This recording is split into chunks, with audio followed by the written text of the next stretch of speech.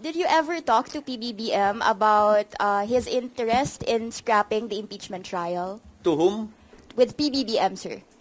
No. Ang napanood ko lamang ay yung sinabi niya sa kanyang interview kahapon, kaugnay sa gagalangin daw niya kung ano man ang desisyon ng Senado bilang impeachment court, kaugnay sa issue, yun yata ang tanong sa kanya, kung tatawid ito sa 20th Congress o hindi.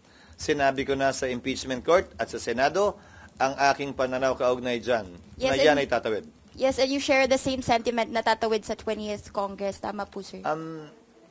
Depends on how you put it.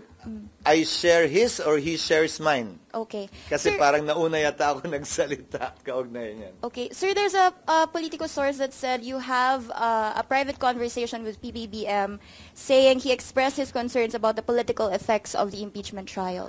Ang usapin namin ni PBBM kaugnay sa trabaho ko ay patungkol lamang sa mga hinahabol naming priority measures na binanggit ko nung nag-session uli kami nung June 2. At yun nga yung naging dahilan, di ba?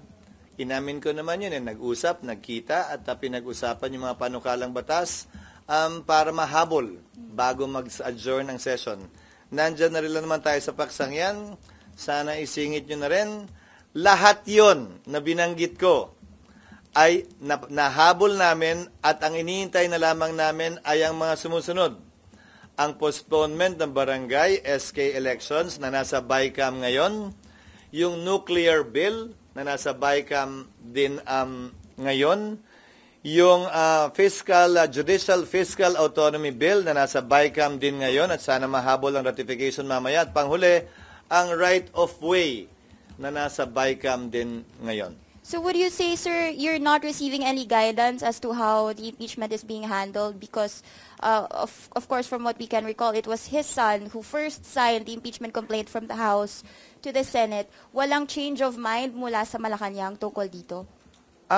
Hindi ko alam dahil hindi naman ako ang tagapagsalita ng Malacanang para alamin kung nagbago nga ba yun o hindi. So, ang napanood ko lamang ay yung sinabi ng Pangulo na hindi naman daw talaga siya sang-ayon sa impeachment. Sa interview niya ilang linggo ang nakakaraan.